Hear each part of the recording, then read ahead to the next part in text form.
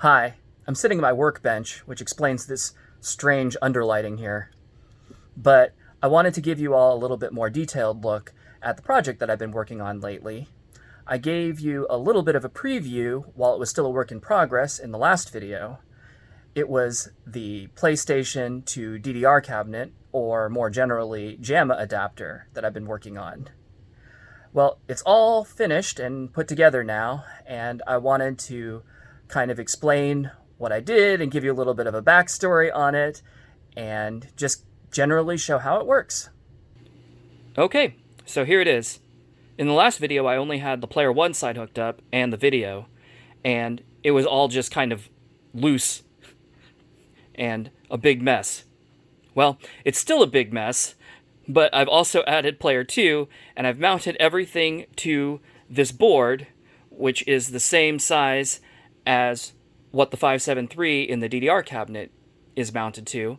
That way I can just take this whole thing and slide it into the cabinet where the 573 would normally go, and it's out of the way and really easy to hook everything up to use it. So sort of the heart of all of this are these circuit boards, which are just the innards of two old, cheap PlayStation controllers. And what I've done is I've soldered wires to the contacts for each of the buttons. You can see there. And then all of those wires come back to this universal JAMMA adapter. And what this adapter lets you do is it has the JAMMA edge that will connect to the wiring harness in the cabinet, and it has these terminal blocks that let you essentially bring wires in and connect them up with any of these pins. So in this case, what I've done is I have taken, just as a note, these controllers are oriented upside down in the way that we're looking at them right now.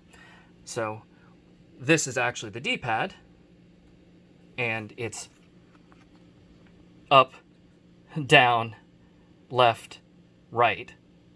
So it's reverse since we're looking at it upside down. But what I've done is I've taken those wires and I've connected them to the up, down, and left, right pins on the JAMMA adapter. And I've done the same thing with X and O buttons. I have actually plugged those into what are designated as the button 2 and button 3 pins on JAMMA, because those are where Konami wired up the left and right select arrows that go on either side of the start button. Oh, that reminds me, I also hooked up the start button on the controller, and that does go to the start button pin on the JAMMA adapter. And you'll also see there's a little slot in here that allows you to pass wires through to the other side. Not sure if you can see it there, but like those are actually going to the underside because these edge connectors are double-sided. So there's a whole nother set of these terminal blocks on the other side as well. But this is actually mounted down to this board, so it's not super easy for me to flip it over and show you. But it looks mostly the same as this. Then we've got a whole bunch of extra wires that are just kind of hanging out here, and those are going back to all of the other buttons on the controllers. So square and triangle, and then the shoulder buttons. Also the select button, I guess. They're not hooked up right now because I don't really have any use for them in the DDR cabinet, but what I could do is if I needed different buttons for another game, or I needed to swap things around, all I would need to do is just unscrew these terminal blocks and pull the wire out and either bring a new wire in or move it to another location to get it to do something different. Coming back over here to the controllers, you can see the wires that would normally come out of the top of the controller. I have them routed through this NM staple with a little knot behind it. That serves as a little bit of a strain relief. That way, if these get tugged, you're not directly yanking on the wires that are soldered to the circuit boards.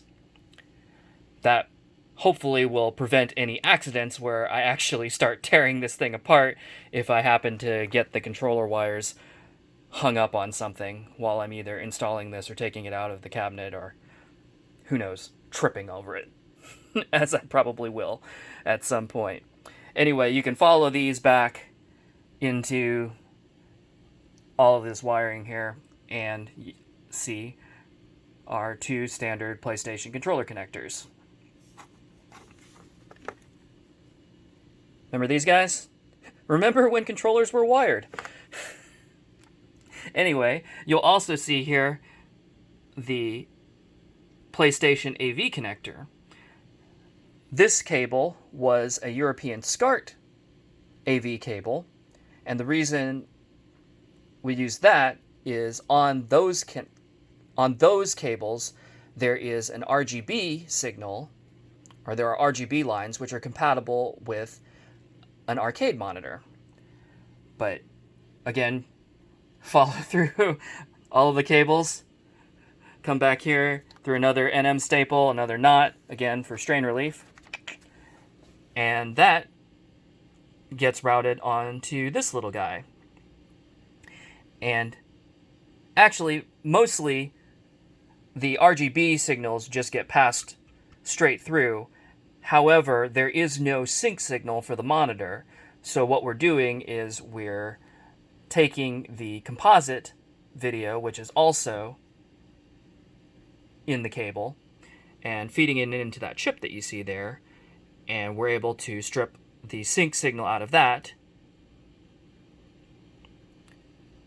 and then that all gets fed into this little ribbon cable, and we're hooked up into the video lines on JAMMA, the red, green, blue, and the sync line. Over here, there's some on going down to the underside through that little pass-through, and then a little bit of power we're pulling off of JAMMA as well. So the last piece of this monstrosity that I've built is actually making up for a mistake that I made. Actually, everything that I've shown you up to this point is enough to get a PlayStation connected to the cabinet and for everything to work. However, you wouldn't have any lights, and that's boring. So I want to use a Mini-Maid connected to a PC to run the lights for me, but I kind of thought of that after I had already put all of this together, and if you look, actually, like, all of these boards, I actually installed standoffs and screwed them down, so everything's nice and secure. And well, it took a long time and a lot of effort, and I didn't really feel like undoing that or redoing it. So the easiest thing to do, if I had been planning ahead, would have been to just plug the Mini-Maid into the back of this universal JAMMA adapter. But in the way that I laid all of this out, I didn't leave myself enough space to actually do that.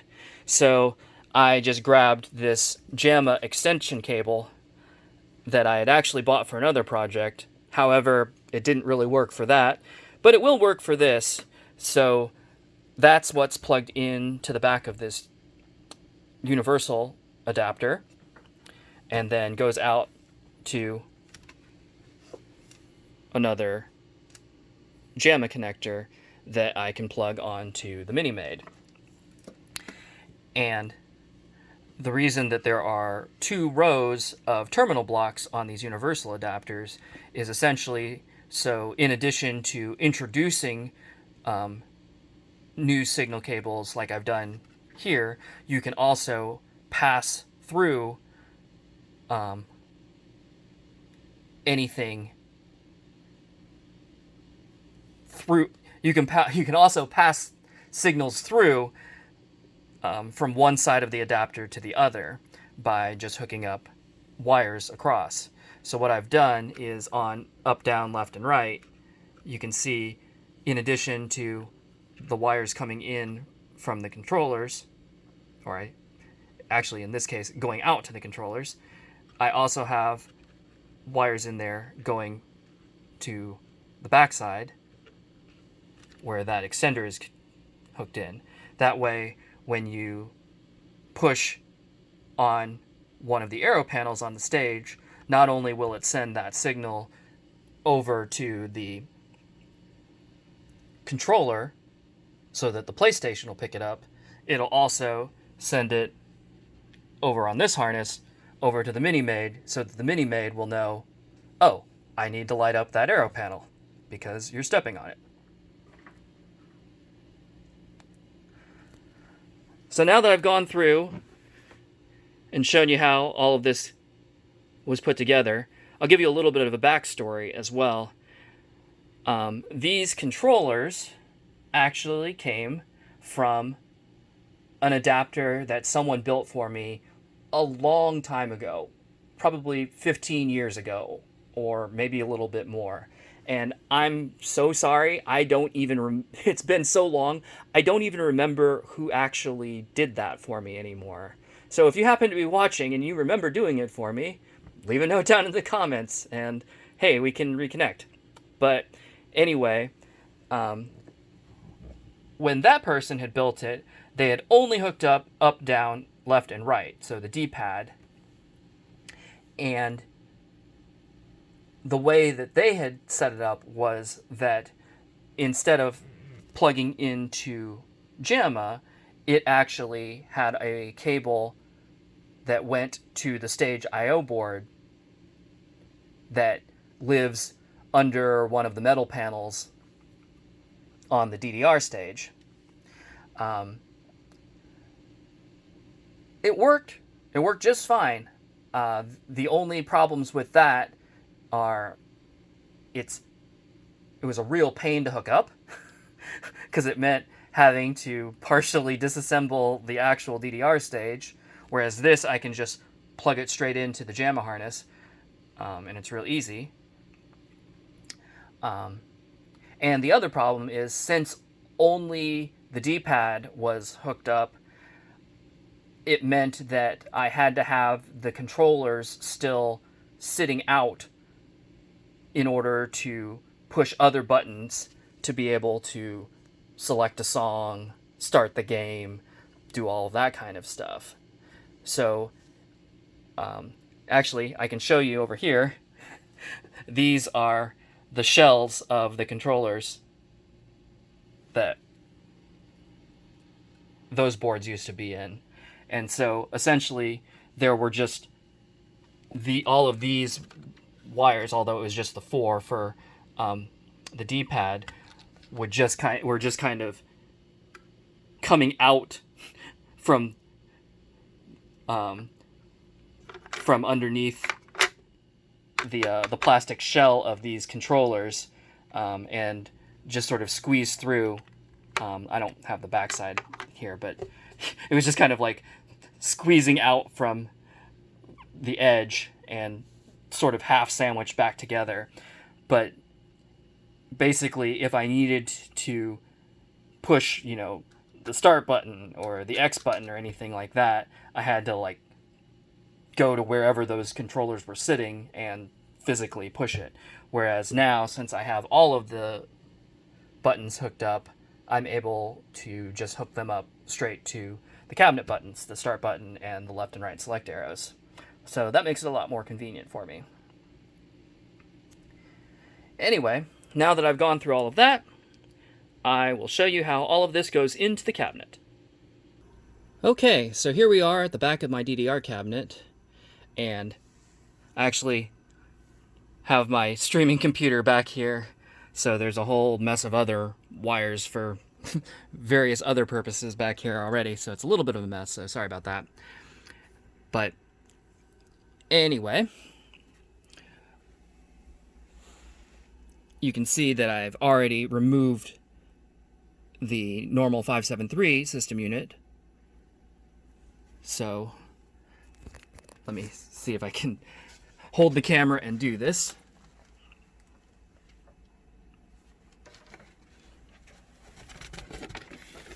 Basically, I've got my board here.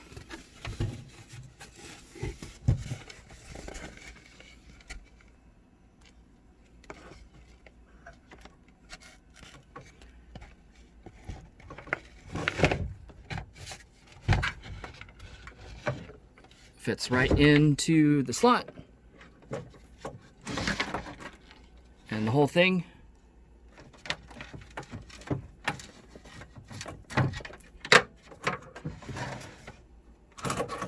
just slides right inside like that.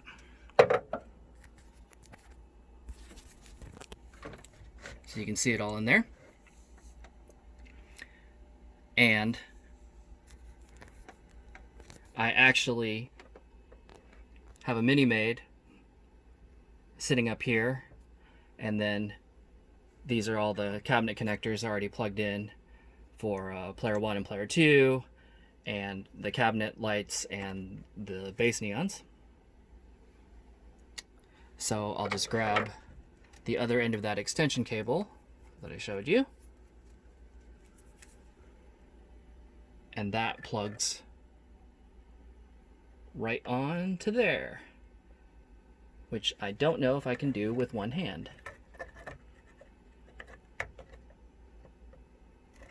I can't. So one moment. Ta-da! There it is.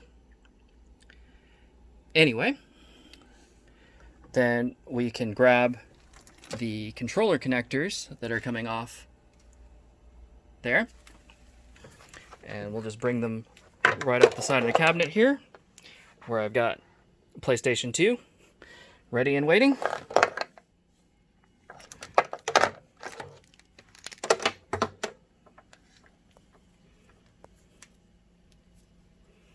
And we can just plug those right into the controller parts. And of course, the other connector we've got here is the AV connector. So I will plug that in as well.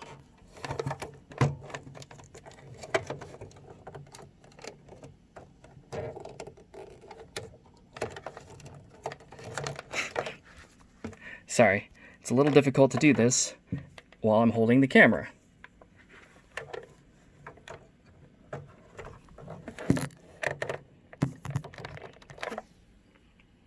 All right. So let me just kind of route my cables over here so they're not a big mess.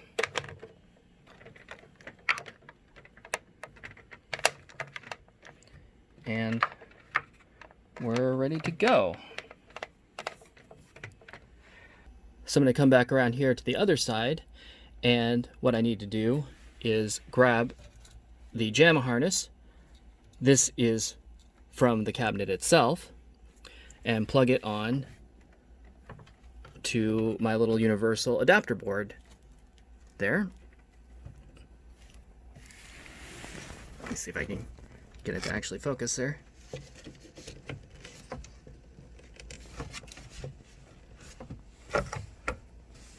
But that establishes the connection between the cabinet and the PlayStation.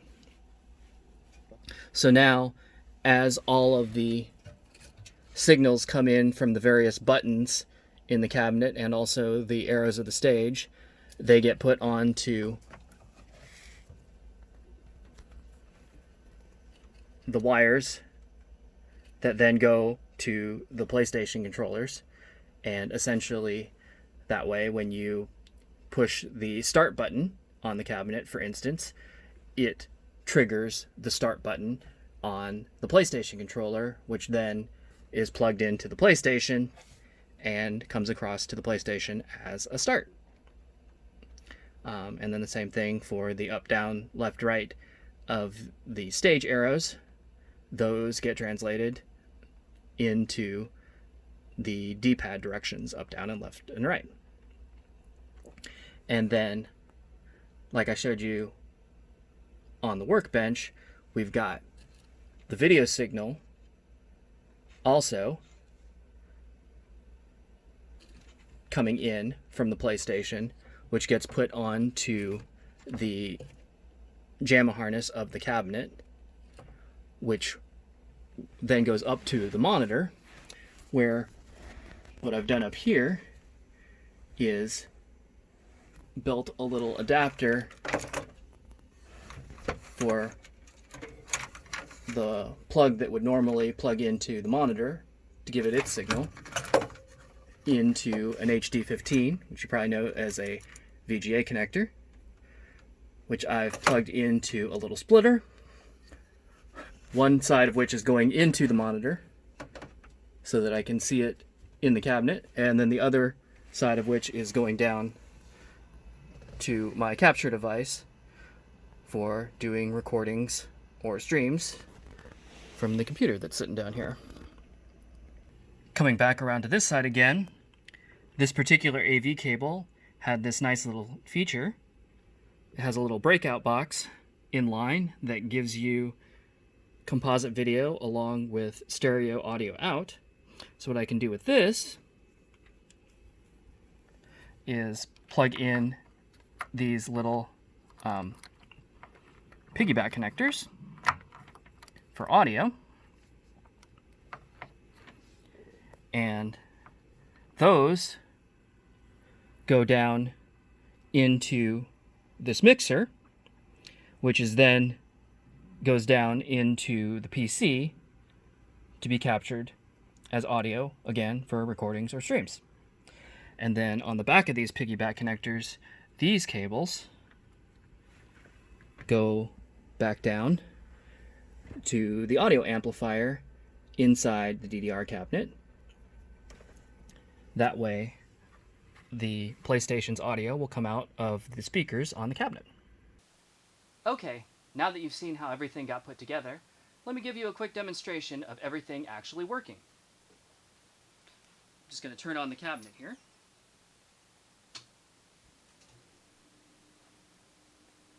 And the first thing that you'll notice is that now the cabinet lights are responding to my voice.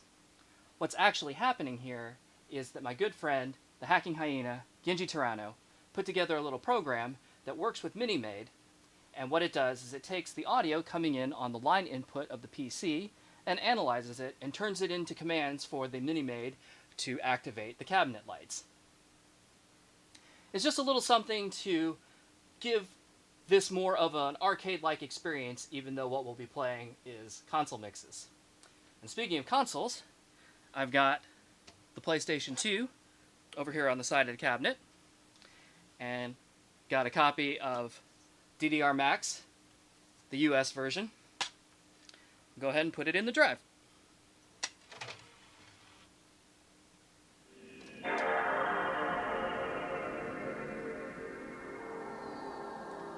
One thing that you'll notice is, like I was saying before, now it's responding to the audio coming from the PlayStation, and that's because I've got both a microphone and the PlayStation going into a mixer, and then those are going into the PC. So before I start this, though, I'll just say one quick thing. Because it's a console version of DDR, the left and right selection arrows don't do what they would normally do in the arcade, and everything is done using the stage, just like you would use the pad if you were playing on home equipment. And I have the select arrows mapped to X and O so that when I actually go to select a song, I'll be pushing a select arrow instead of the start button. So if you see that, that's what's going on. So I'll go ahead and put the disc in, and we'll get this started.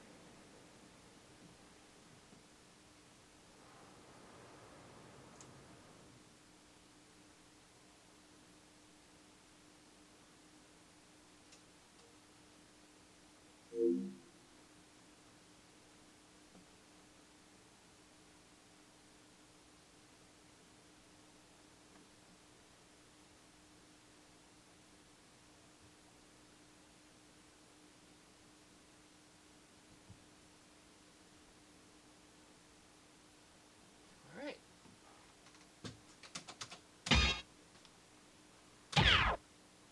Let's max! Select the style. Single play. Select difficulty. Yankee. Select music.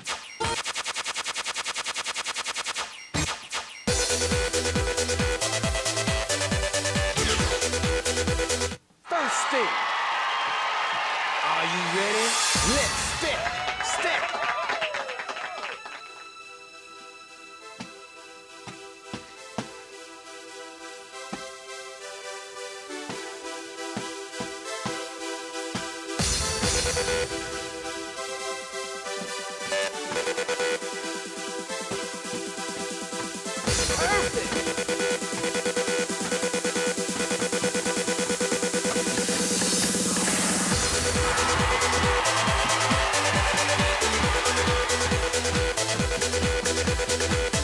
Wow!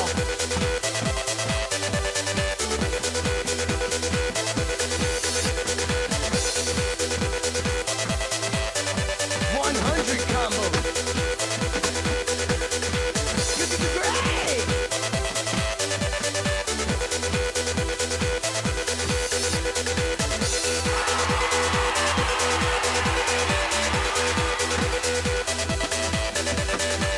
God, come to you!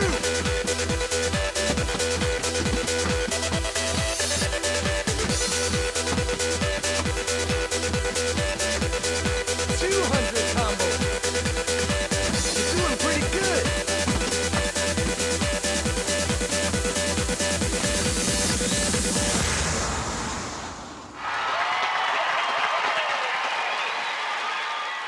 Wow, your steps are amazing.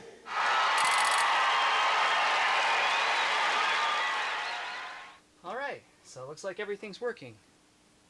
So my hope with all of this is that I'll get to play a bunch of the home versions of the games and play some of the console exclusive content, things that never made it to the arcade, just for a little something different to do, really. And hopefully I'll get to share it with all of you. So I hope that you found this interesting or entertaining, maybe informative. And I hope to see you in the next video.